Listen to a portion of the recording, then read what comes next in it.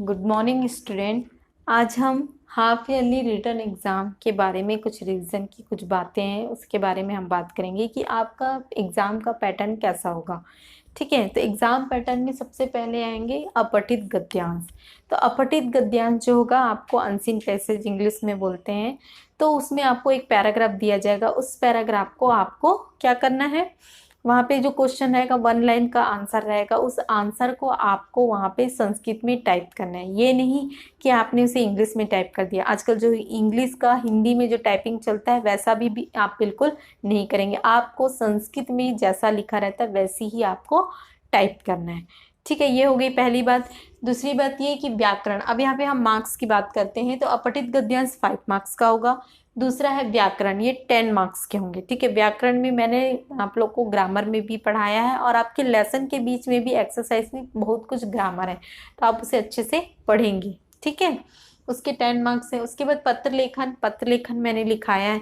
तो पत्र लेखन जब आपको क्वेश्चन आएगा तो आप उसमें आंसर को सबसे पहले क्या करेंगे, कॉपी में लिखेंगे।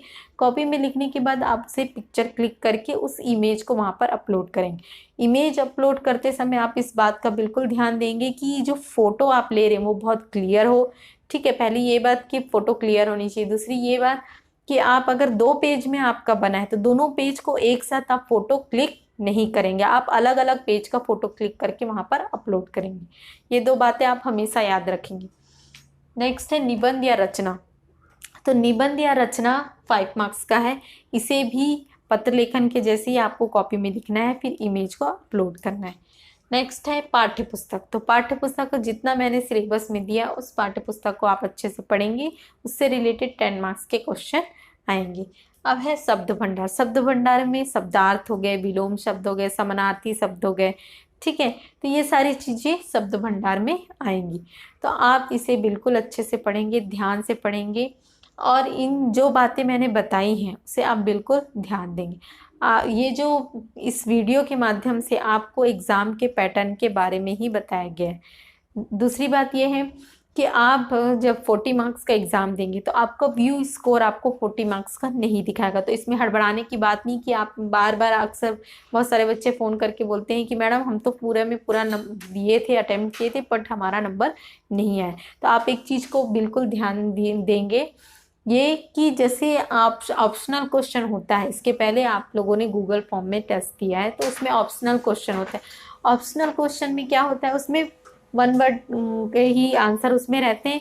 तो हम उसमें क्या करते हैं, पहले से ही आंसर को फीड कर देते हैं। फीड करने के बाद जब आप उस करेक्ट आंसर में जाते हैं तो आपको नंबर शो हो जाता है कि 1 मार्क्स मिल गया है ना। लेकिन इसमें ऐसा नहीं होगा, जो जो 1 मार्क्स के हैं उसमें शो होगा, लेकिन पत्र लेखन और रचना लेखन में बिल्कुल नहीं होगा।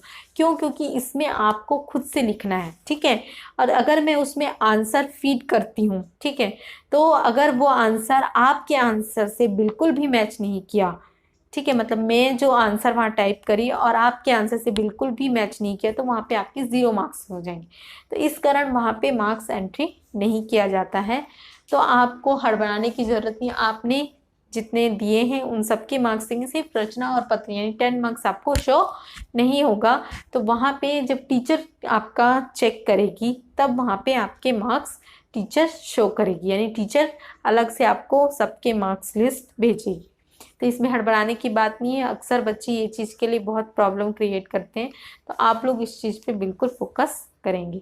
तो इस वीडियो के मैं एक्सपेक्ट करती हूँ कि इस वीडियो के माध्यम से आपको बहुत सारी चीज़ों की जानकारी मिल गई होगी। Thank you.